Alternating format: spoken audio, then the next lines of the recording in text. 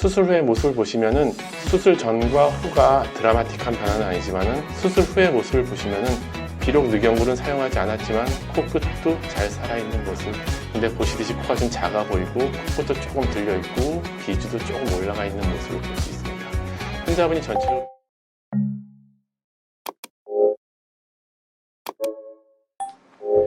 이분 같은 경우에는 과거에 비중격 연골을 이용을 해서 이미 코 수술을 한 케이스고요. 물론 콧대에는 실리콘을 사용을 했고요. 근데 환자분 같은 경우에 굳이 이제 현재보다 코 모양을 많이 개선하기를 원한 건 아니고 끝이 조금 더 살기를 원했던 케이스입니다. 그래서 보통 일반적으로 비중격 연골을 과거에 사용한 경우에 재수술할 때 늑연골을 사용하게 되는데 이분 같은 경우에는 기존에 사용했던 비중격 연골을 다시 이용을 했고 코 끝에 귀연골을 조금 더 채취해서 모양을 잡아줬습니다. 수술 후의 모습을 보시면은 수술 전과 후가 드라마틱한 변화는 아니지만은 그래도 전후에 그 모양이 많이 개선된 것을 볼 수 있습니다.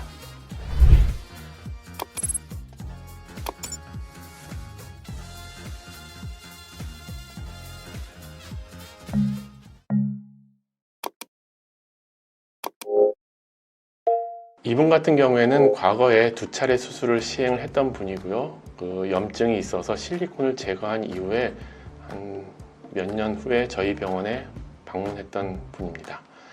환자분 사진에서 보시듯이 코가 위쪽으로 많이 구축이 되어 있고요.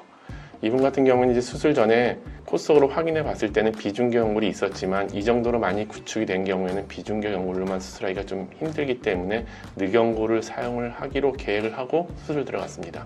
수술 중에 이제 수술을 진행을 할 때 보니까 비중격 연골로 충분히 코끝을 만들어 줄 수 있었기 때문에 늑연골은 사용하지 않았고요.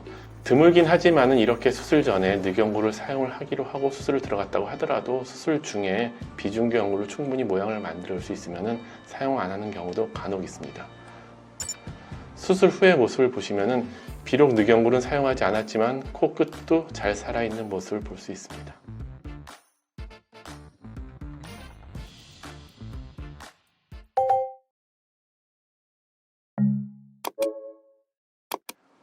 이분 같은 경우에 이제 과거에 염증이 있던 경우는 아닌데 비중격 연골과 귀연골을 사용해서 코를 만들었던 분입니다. 근데 보시듯이 코가 좀 작아 보이고 코끝도 조금 들려 있고 비주도 조금 올라가 있는 모습을 볼 수 있습니다. 환자분이 전체적으로 코가 좀 커지기를 원하고 코끝도 좀 내려오기를 원해서 수술을 들어갔는데 이런 경우에는 이제 비중격이나 그런 것들을 사용했고 코끝도 많이 좀 구축이 되어 있는 모습이라서 늑연골을 사용을 해서 수술을 진행을 했고요. 수술 후의 모습을 보시면은 수술 전에 비해서는 많이 개선된 것을 볼 수 있지만은 아주 우리가 얘기하듯이 코가 하늘을 찌르는 그 정도의 코 모양은 되지 않는 것을 볼 수 있습니다. 그 이유는 수술할 때 중요한 게 단순히 연골뿐만 아니고 피부도 어느 정도 늘어나줘야 되는데 그런 한계 부분도 있기 때문에 늑연골을 이용을 한다고 해서 모든 코를 완벽하게 만들 수 있는 건 아닙니다. 그래도 어쨌든 수술 전에 비해서는 모양이 좀 개선된 것을 볼 수 있습니다.